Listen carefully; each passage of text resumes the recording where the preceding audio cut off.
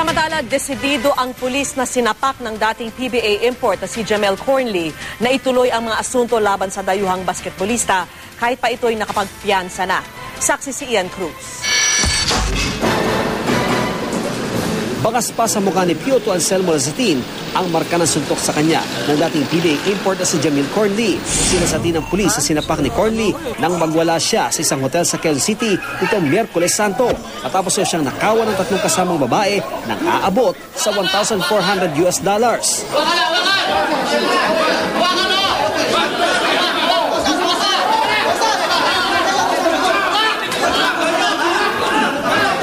Kagabi, naglagak ng 12,000 pisong piyansa ang mga abogado ni Cornely sa Quezon City RTC para sa kasong direct assault at 2,000 piso para sa alarm and scandal.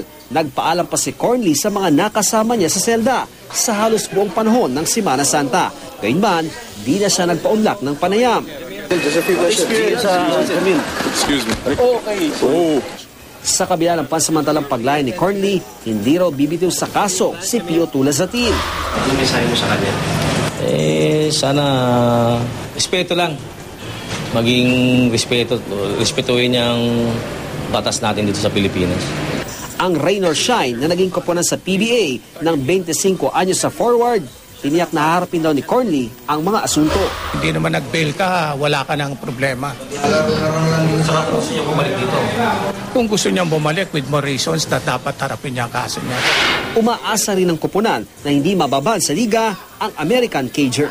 Hindi naman nangyari sa loob ng PBA hard court eh. So alam ko naman na mabait talaga ito si Cornely.